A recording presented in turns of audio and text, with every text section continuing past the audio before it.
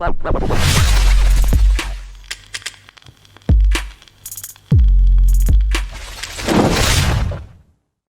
of the experiences that you go through in your life will manifest in the way that you treat people, right? And in the ways that you empathize with other people. And I think that, for me, being a woman is one of them, and being a parent is another. Can we agree that leadership isn't based on title or position? I have created this podcast to talk to everyday people who lead in extraordinary ways in their everyday lives, both professionally and personally, in the hope that it will inspire everyday people like you and me to realize we are everyday leaders. Welcome to Everyday Leadership.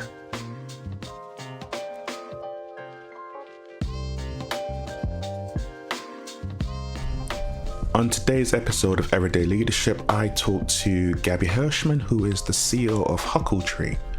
We discussed the future of co-working spaces, what she's learned running a business as a first-time founder, and what she would go back and change.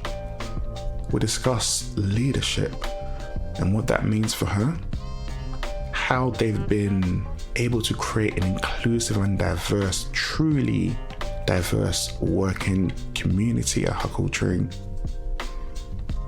what she's had to navigate as a woman in the tech world, and how she's been able to deal with being treated like a second-class citizen, why making Tic Tocs is so important, and dealing with mum guilt, as well as so many other topics that you're going to find out as you listen to today's episode. And I'm sure you're going to be inspired as I was just listening to her story. Welcome to Everyday Leadership. Today I have the pleasure of talking to Gaby, who is the CEO of Huckletree. How you doing, Gaby? I'm good. How are you? I am good. I've been looking forward to this episode, to be honest, and this interview, because your journey is fascinating. It's definitely very inspiring, and you're someone that's been pivoting in a lot of different lanes over the last couple of years. So I guess the best place to start would be, for those who don't know, what is Huckletree? So Huckletree is something that has been in a kind of constant state of evolution over the past sort of 6 or 7 years. It started off as a pure play co-working business back in 2014, albeit with a very strong thesis that we were to curate our communities and bring the kind of best and most exciting entrepreneurs, startups, and scale-up businesses together. And I think over the past sort of 6 or 7 years, it's grown wings, as businesses do, and much to the virtue of the incredible team around me that has kind of come on board and joined me on the journey, to the point where today I'd say we're no longer a pure play co-working business. We are a home for entrepreneurship, with co-working being one of our products, but we also extend into education for entrepreneurs, acceleration, and corporate innovation. So 3 things that rhyme and that always make me sound very silly when I'm saying them, but all around the world of innovation and entrepreneurship.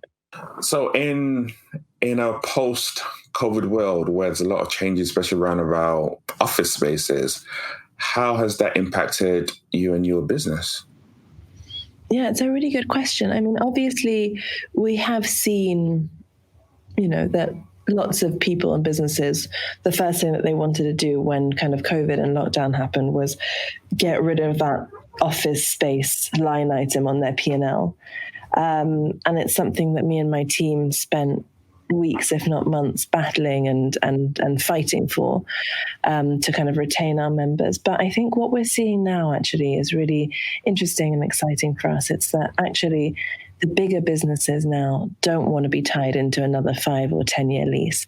They don't want to be having to make predictions on, the headcount of their workforce so long out. And they want the flexibility, and they want to be around exciting, atmospheres and atmospheres of innovation. And so actually, I think for the co-working industry, and I've said this since the beginning of lockdown, the net result so far seems to be positive, which is a good thing.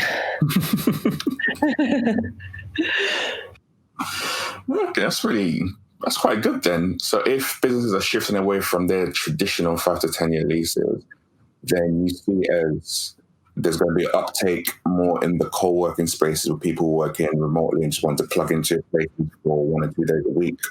I think it is about more flexibility, and it is about we're now entering into a world where more people are going to be working remotely, which means that companies can be more efficient with their workspace budgets. And I think one thing that we are seeing now a fair bit, is that a company of, say, 100 people aren't taking office space for 100 people anymore. They're taking office space for, say 50, 60 people, and having them alternate and optimizing for efficiency, but also for the minimum number of people that they need in the space on any given day in order to build culture, in order to have, working teams working efficiently together, etc. So it's just kind of opened our doors to a much wider audience, which is great because, for many years we've been looking to bring these bigger businesses into our fold.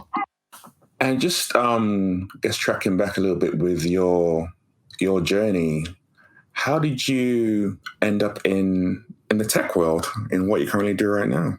So I ended up in the tech world pretty much by chance. I came across the co-working industry. I was living in New York after university. My grandparents live out there, so I kind of went and stayed out there for a couple of years. And I came across the co-working concept really by chance. I was working in the film industry, and we ended up finding ourselves working from a co-working space before I even knew what it was, just right when they kind of first started cropping up. And I very quickly became very passionate about the concept that even if you were working in smaller teams, you could work alongside many different businesses, which today seems very normal for us because we're so familiar with the co-working market. But that wasn't the case back in 2008 in New York. And it was very novel, and I thought a very good idea. And so when I had to move back to London for family reasons, I just got this entrepreneurial bug and really wanted to launch my own co-working space. And then, as these things do, you start to build the plans and you start to take on board investment, and very quickly the goals and the ambitions become much larger, at least for me with my first time business, than they were at the beginning. So that's kind of how I started. You went from, I think, idea to inception in about 2 years. How did you deal with a lot of issues that a lot of founders tend to have when it comes to the actual side of running and creating a business? Yeah, you're so right. And it's really interesting that you've picked up on that because not many people have. It took me a really long time from the moment of moving back to London and saying, okay, I'm going to incorporate this business into when Huckletree first launched, when we first launched our first space. And I was very fortunate at the time because I had my brother, who I've always looked up to from a kind of business perspective, even though he's my younger brother, but he was the opposite of me. So when I left university and moved to New York to try my hand in the acting world, my brother left university and went straight to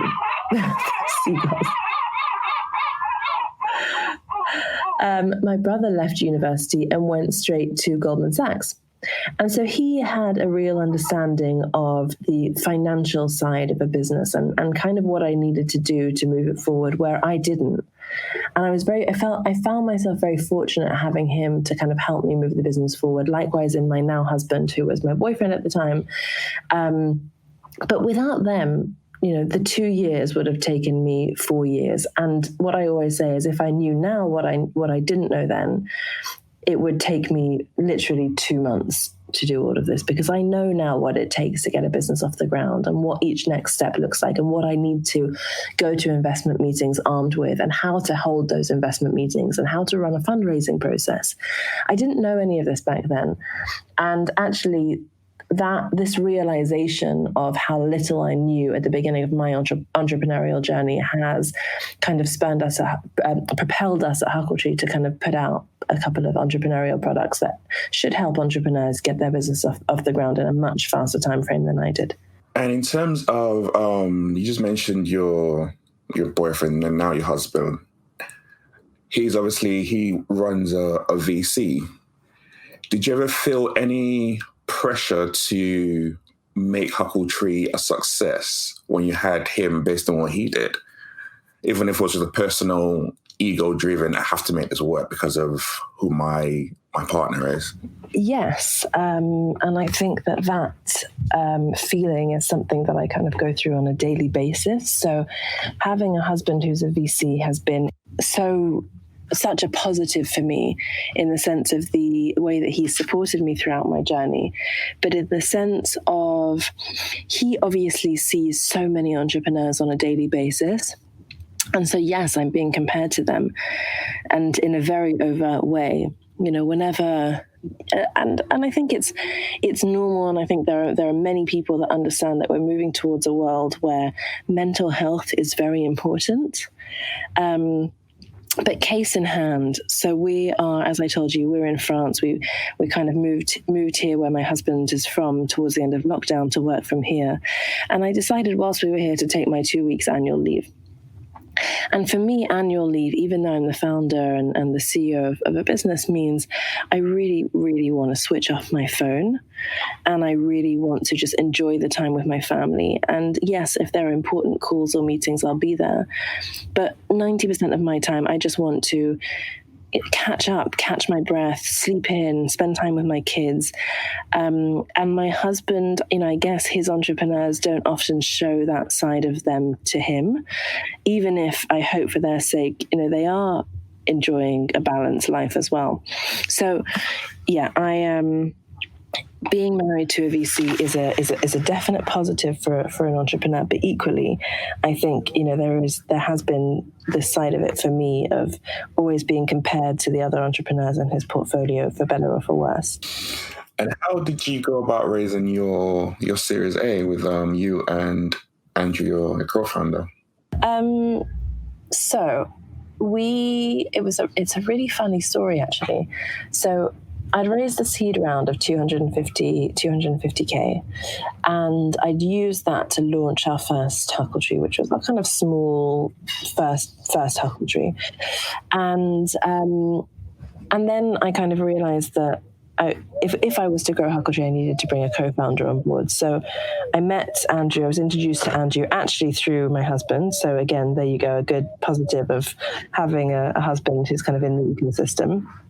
And Andrew joined me in May 2015.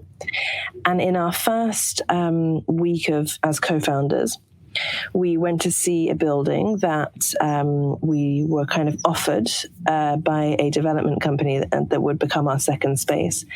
Realized that we needed to raise the bones of $2.5 million, which is a lot of money, by anyone's standards. But for me, at that time of my entrepreneurial journey, felt like a massive amount of money.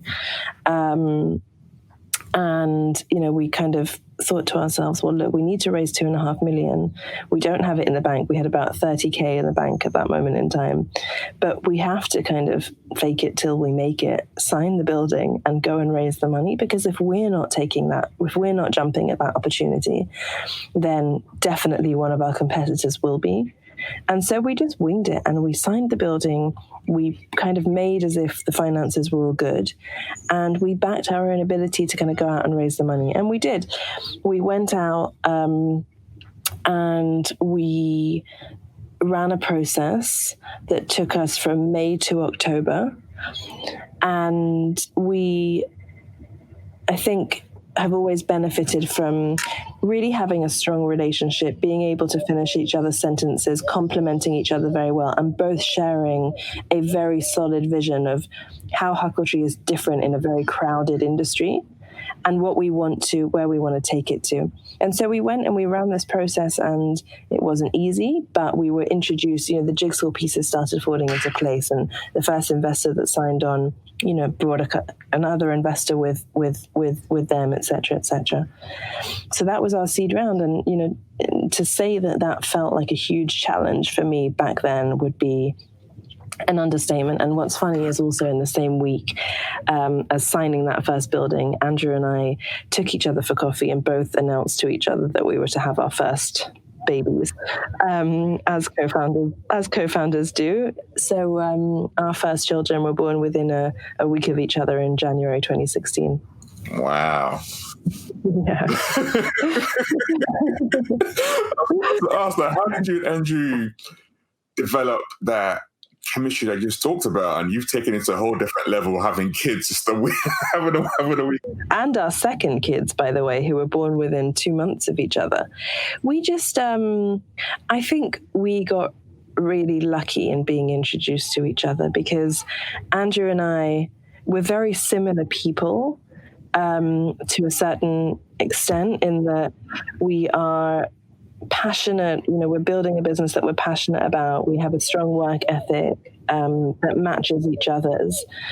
And we're good people, I like to think. But equally, we like to have fun, and we like to enjoy our days. And, if that means a bit of balance, if that means having a great team around us, whatever it means, we share that passion and that enthusiasm. So I think we were just quite lucky in being introduced to each other. I was going to ask you, the first 250 that you raised, was that through friends and family?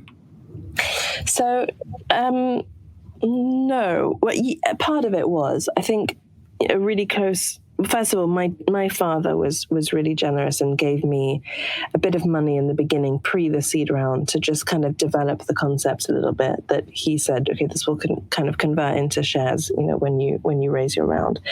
So I don't want to kind of, not mention the origins of Huckletree and not mention him. But when I went to raise 250K, that was more than, I could have done really through my immediate friends and family. So I, pre-Andrew, was in a kind of co-founder-ish relationship with a friend of mine called Alex, who I was friends with from university. And I'd kind of approached Alex quite strategically to help me launch Huckletree, because I didn't, again, from the financial side, I really needed somebody who could come on board and help me raise that seed round. And Alex was kind of in the finance world and had access to many contacts that I didn't. So through Alex, we went and raised this seed round of 250K. Most of it, 200K of it, came through an angel investor, an individual who is still, part of the business, and 50K or so came through a very close friend of my husband's.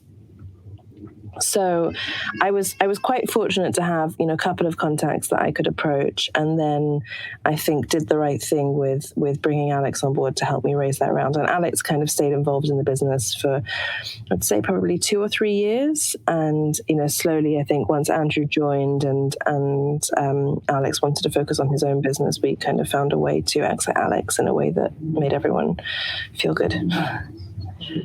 If you were to do it now, if you were to advise founders now who are looking to raise that first initial seed, how would you go about it? I think probably it's a really good question. I think in my next business, and I was only speaking about this last night with an investor that I was speaking to, who's just invested in one of the first companies that came out of Huckletree's accelerator program. And what he said about them was they are very good at being scrappy and at building something out of nothing. And on kind of 50K's worth of investment, they'd managed to generate sort of 1.5 million in revenue pre-COVID. And then kind of, when COVID hit, everything's been on pause since then. But I think for my next business, I'd like to build a business that can start generating revenue and start having traction before I need to raise tons of money for it. Obviously, with a co-working business, that's harder because, I need to go and get a building and fit it out, and that's not cheap. But in my next business, I'd like to see some traction before I raise money. And I think that's probably the best way to make sure that you're raising on decent terms. Have you already got plans in mind? No, look, I don't have any plans in mind. I think it would be very premature, because I definitely see myself at Huckletree for, and all of us together, I hope, for the next kind of 3-4 years. I mean, who knows? But I do always, I keep a notebook of exciting businesses that I might one day like to start, just so I don't forget them when the time comes. So at Huckletree, you have managed to have a diverse workforce of about 60% women and 40% men, which is absolutely amazing. How have you managed to do that?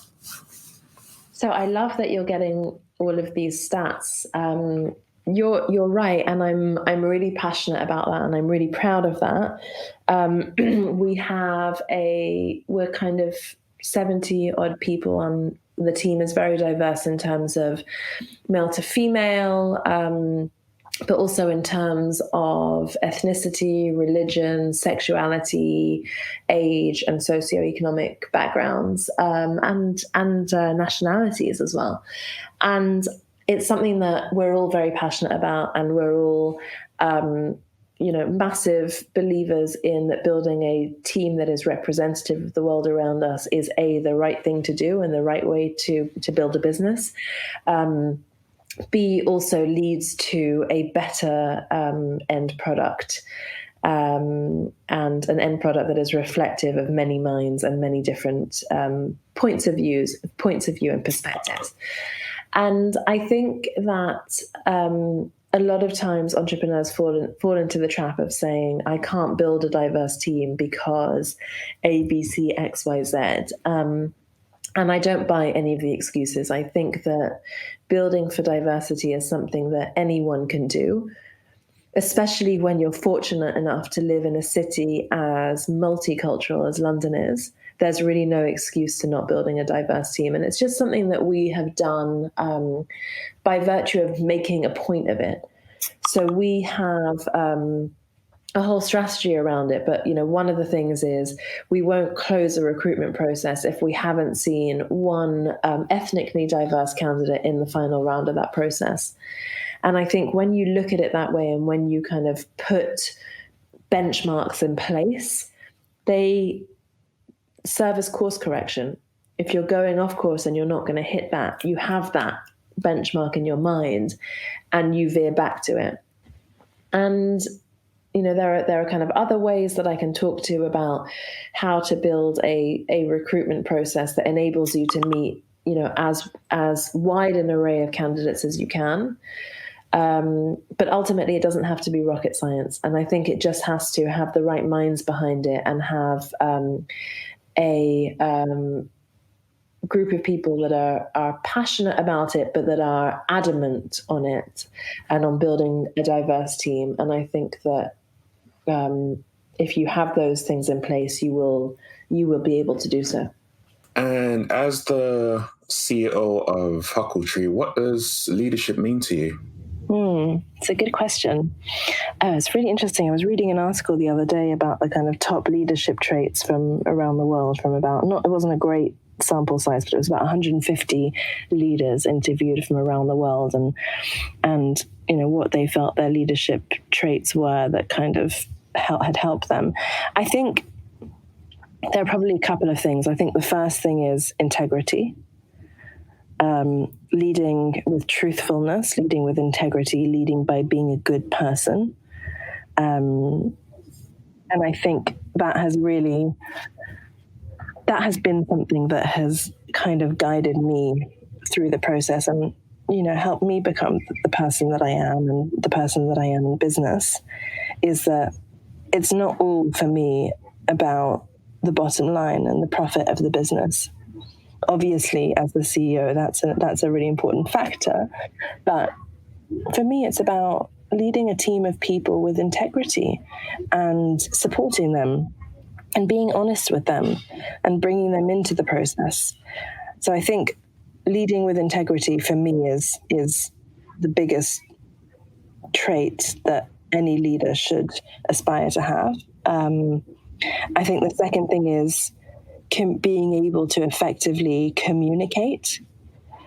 So it's great if you have all these plans and if you have a great vision for the business, but if you can't communicate to the team what these plans are, or why you're choosing to launch a specific product at a specific moment in time, or what your strategy is to get see your business through COVID, let's say, then I think you'll fail yourself as a leader. So if the first is honesty and integrity, the second is communication, and the third is being very clear in your ability to set goals for the company, for yourself and for the company. And I think without that structure and without that direction, it's very hard to lead a business. So those are the three things that I optimize myself for: integrity, communication, and goal setting. And I'm aware that I will fall down in other areas. Something that you just, one of the first one you touched on, integrity. I read somewhere that when you were raising your Series A, you felt the need to declare that you were pregnant, even though, like you mentioned, Andrew was at the same time, but he didn't. Why did you feel the need to do that? Yeah, it's funny. And I guess, look, there is still this. The fact is that I was going to go on maternity leave for a few months, and I ended up taking 10 weeks, which is nothing, and which I regretted. And Andrew wasn't. Andrew is the secondary caregiver, and I'm the primary. So, maybe he didn't need to, and I did need to tell them that this was going to be happening. And that is just the way that that it is for parents. Mothers still go on maternity leave. Have you faced any barriers then as a woman and as a mother in the tech world? It's a good question. I haven't. I think maybe it's just due to the people that we surround ourselves with in the business. And actually, my investors at that time, when I told them, they couldn't have reacted better. They were so, it was almost like it was a non-event. And they were thankful that I told them, but, also kind of telling me that I didn't need to. And I think I really, really respected that. And that reaction is something that has just kind of paved the way for my relationship with that particular investor over the years, and has kind of built a really solid foundation. So his reaction, I think, was really just made me feel really comfortable. So I was very fortunate in that respect. Sorry, I'll backtrack a bit. There have been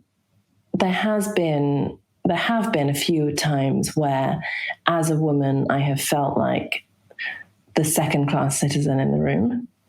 I don't want to name any names or give too much color around the story, but there have definitely been a few investment meetings where Andrew has been spoken to and I have been ignored for the duration of the meeting. But I guess I kind of push that to the back of my mind, because when I'm in those positions, I'm very conscious of it, and then very consciously make sure that those people aren't really brought into our Huckletree universe. And how has being a mother shaped Huckletree and shaped the business? Being a mother, I think, has been, it's obviously been a great journey of its own accord, but I think with regards to Huckletree, it has helped me to be more understanding of my team who are parents. And I think that has, manifested itself in the conversations, the relationships I have, the benefits that we produce as a business and that we offer, and the flexibility that we can offer as a business to parents. And I think that if Andrew and I weren't parents, I'm not sure that we would see things as we do. If that makes sense. Yeah, it does. I think you've got the kids studio, the Power Parents package and things like that you guys are initiated at Huckletree in the last couple of years, which has been very different to a lot of the tech industry in general, actually. Yeah, and there are definitely ways that we have tried to support the kind of entrepreneurial parent community.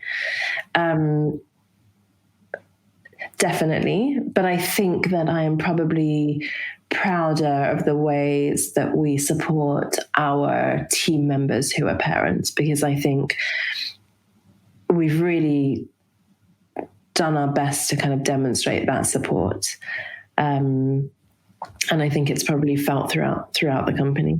So we have one of the things that we do, and this is kind of back to your question on kind of building a diverse team, but also ties into this question, is we have a committee, a culture and diversity committee, and we meet. There are representatives from across the business, so from different locations, different geographies, different demographics.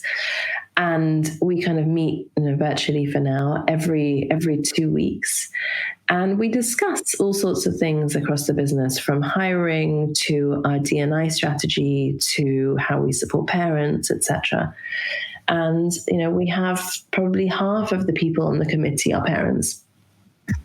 Or at least, a significant number of people on the committee are parents. And so I think that, being parents, all of the experiences that you go through in your life will manifest in the way that you treat people, right? And in the ways that you empathize with other people. And I think that, for me, being a woman is one of them, and being a parent is another. So it's definitely been an important part of the business that we're creating. So how you managed to deal with the guilt that comes managing a business and being a mother at the same time? Oh my God, yeah. Well, you know what? I tell you what, I don't have guilt when I'm at work, because when I'm at work or when I have to get up early to go to work, etc., I rationalize it by saying to myself, I am showing my boys that a woman can lead a business, that a woman can work as hard as her husband or her partner, that the father doesn't have to be the sole breadwinner, etc., etc. And for me, these lessons are, really important lessons that I want to bring my children into the world with. And also, I don't feel guilt because, from a financial perspective, what I earn contributes to our household. And so, it is in my children's best interest that I work. But when I'm at home, I feel a lot of guilt. So if I'm at home and it's a Sunday and my two children are awake, if I'm not with one, I'm with the other. And if I'm not with either of them, I feel guilty. So that's something that I need to manage, because what that means is that I never get a waking second to myself, and it's exhausting. So I'm trying to reframe my mindset. Like the other day, I was questioning, we're in France, I've taken these 2 weeks as annual leave, and my husband, jumps on his bike and goes down to the beach in the morning and goes for a swim. And I was questioning, do I want to do that?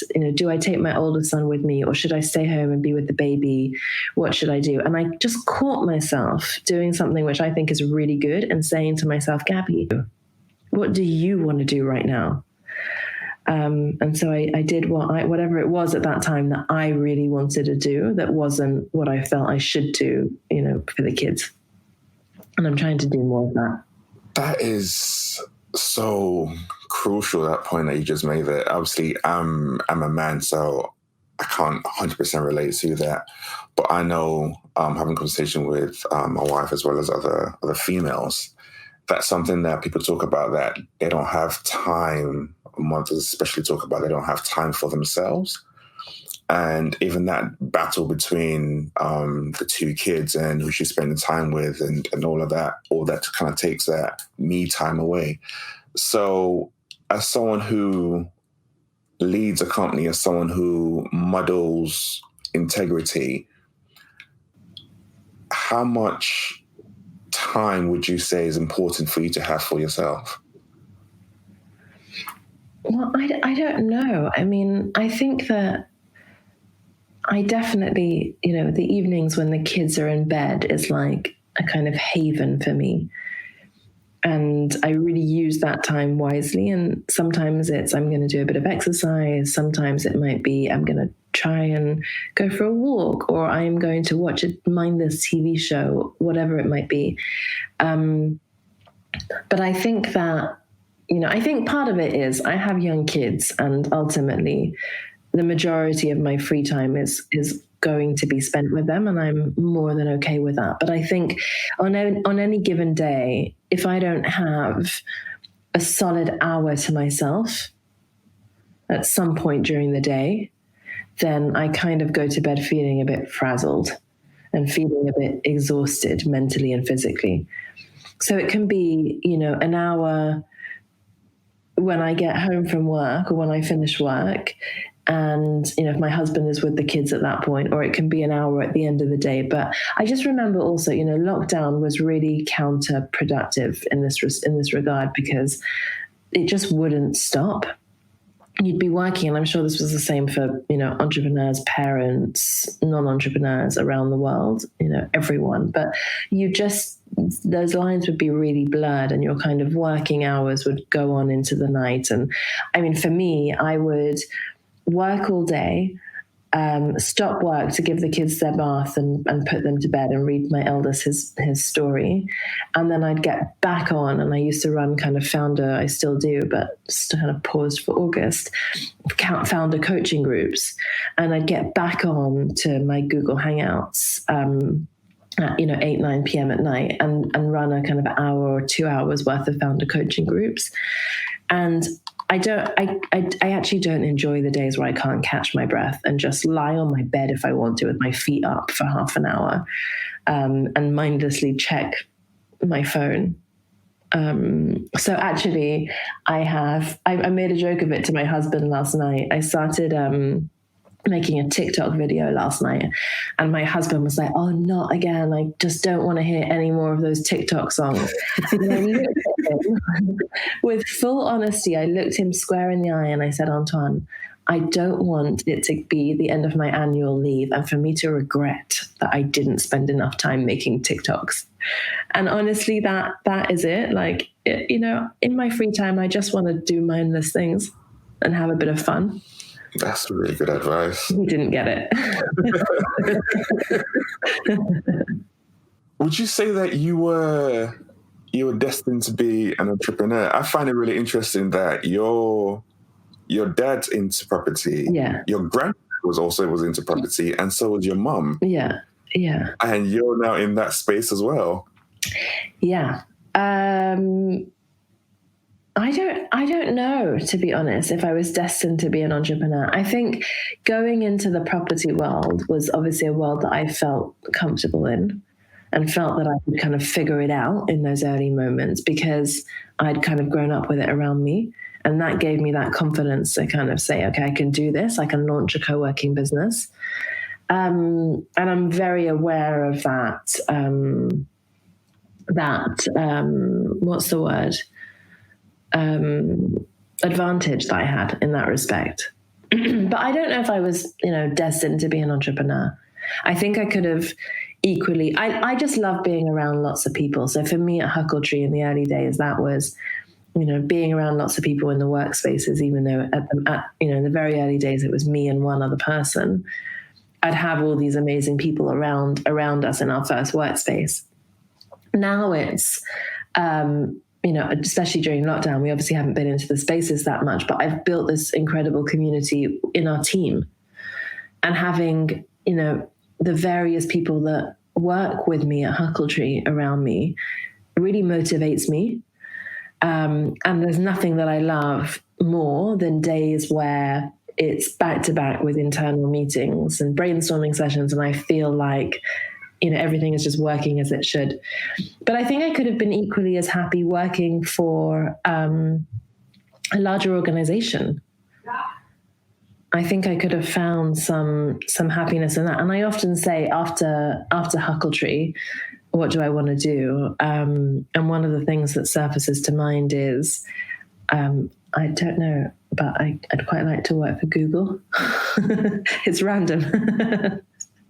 I think there's something about having lots of people around, having a mission or being part of something that I feel is important and does good for the world. And maybe that's part naivety, but I definitely think that there are tons of Google products that, benefit the world. And also having great workspace. And I think, Google has that. You once said you love to be the dumbest person in the room. Now, that's a very interesting statement, because that takes a lot of humility and just letting go of the pride, letting go of the ego, and just be like, you know what, I'm in a room where I'm not the smartest one around. I'm okay with that.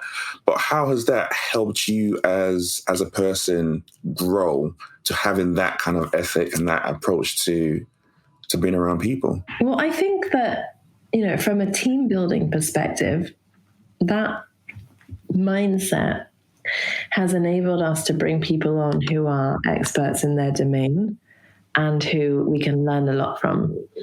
And again, back to what I was saying about, I love those days where, it's back-to-back team meetings, exciting, collaborative. If I was leading all of those and if I had all the answers in all of those meetings, I don't think I'd find it that exciting. And I think what is exciting is, the ideas that come from everyone and the shared idea that surfaces. And I think in order for that to be, yes, it comes down to diversity, but also to your point now about, not being the one that knows it all. It comes down to just being able to, surround yourself with people that have done interesting things, that, are experts in their respective domains, and with everyone being okay that, no one has to have all the answers. So I don't know. It's not something that I've given much thought to. And actually now when you say that quote, it sounds quite dumb. And I kind of am like, did I actually say that? God. But I maintain it. Like, I would rather be at a dinner party where, if that question, which celebrities or which famous people would you invite to your dinner party? I want to have the politicians or the musicians that have done really well and have built an empire around them. Or, I'd want to pick their brains. I've always had a passion for being around interesting people. And I guess, to come full circle, that's part of the reason why I wanted to start Huckletree, is to be able to bring, great entrepreneurs together.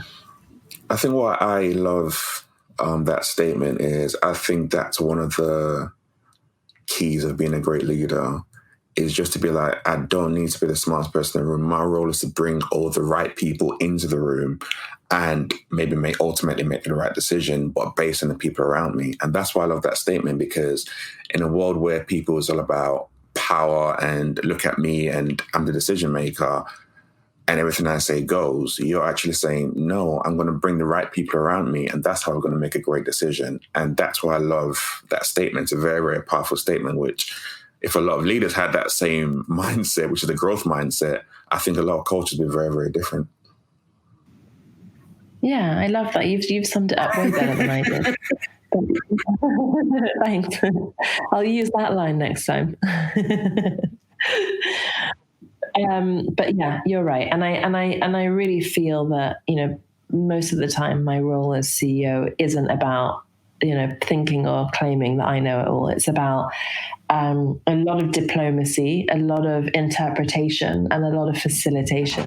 What lessons would you say businesses can learn from parents who've had to adapt during COVID? That's a good question. I don't know. I don't know the answer to that. You've got me stumped on that one. Because I'm thinking about how a lot of parents, for example, have had to still cope with their partners being at home and still look after their family as well, and how they just want to around and still be productive. So on that flexibility side. Yeah. Yeah, I think you're right in that the world has undergone this mass experiment over the past sort of 5-6 months on working from home. And all of a sudden we all realize that actually we can give more flexibility to our teams. We can support them if they need to work remotely, some of the time, part of the time, all of the time in some cases. But I also really, really feel that, there's a kind of world of businesses where culture is so important. And obviously Huckletree comes into that. And, most of the businesses, I would say, in the kind of tech innovation worlds kind of come into that. You're building a product or a service, but you're building a culture and you're building a mini world of your own. And I don't think that, at least I don't believe that you can build an incredible culture if everybody is working remotely the whole time.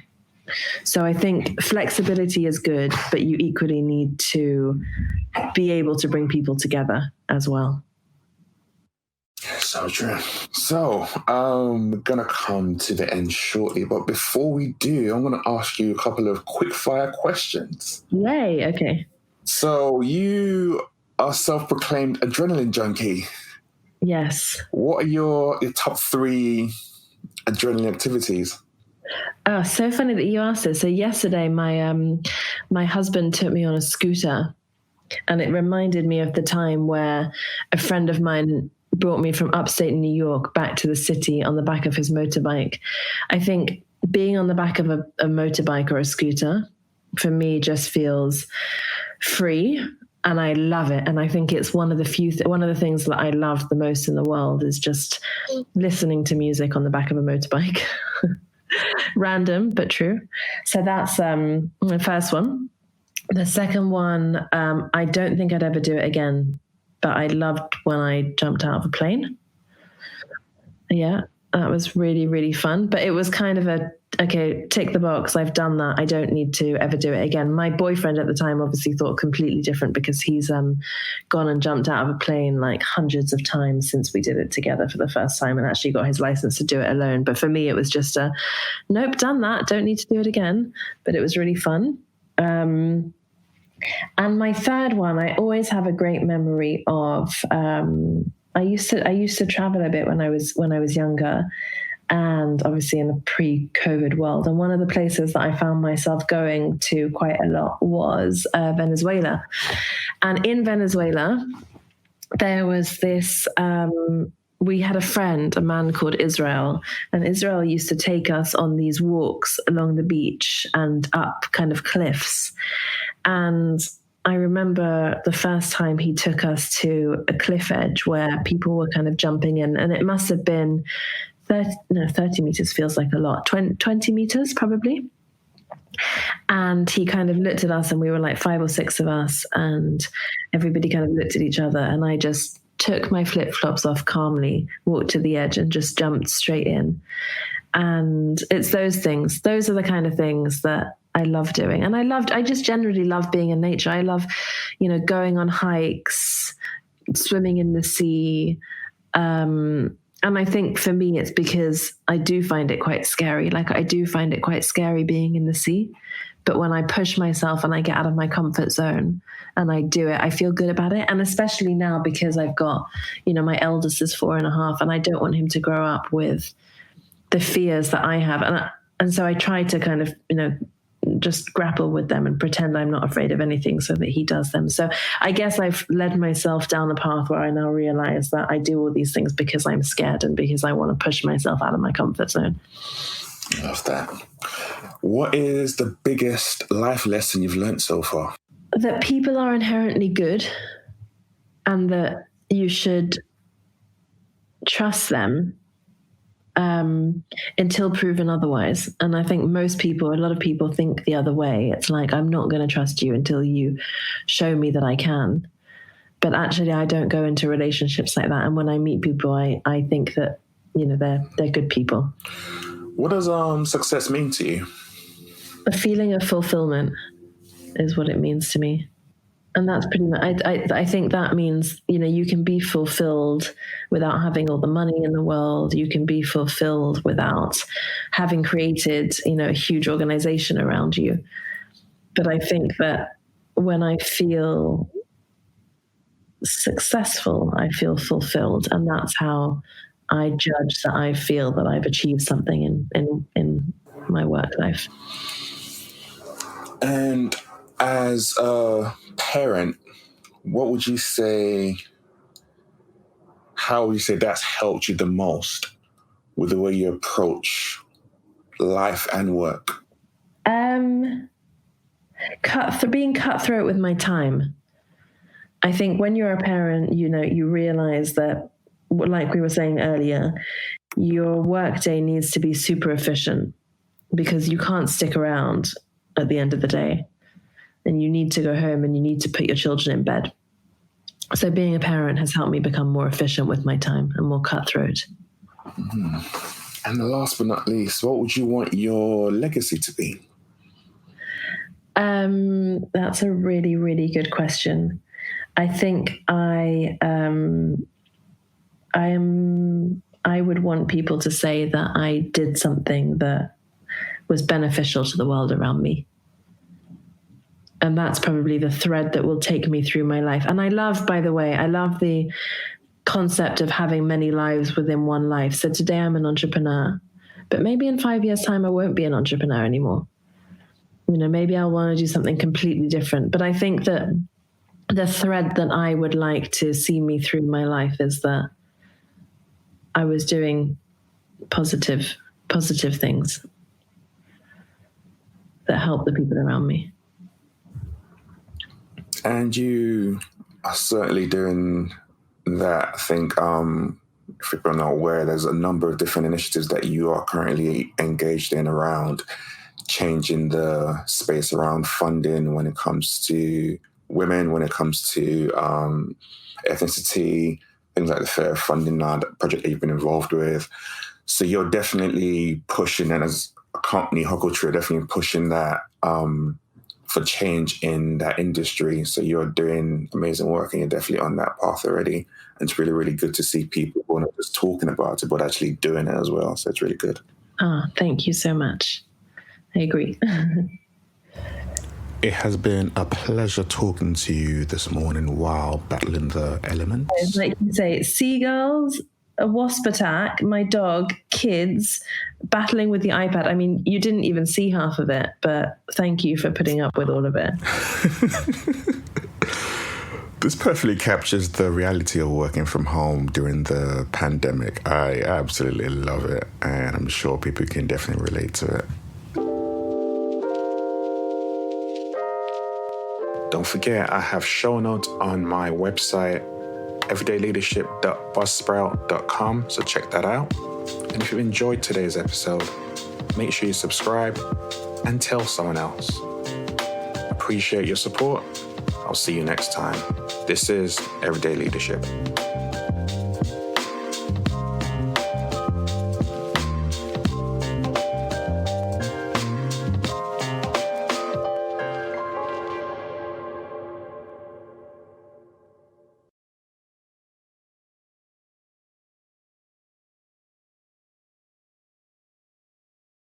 Blah, blah, blah.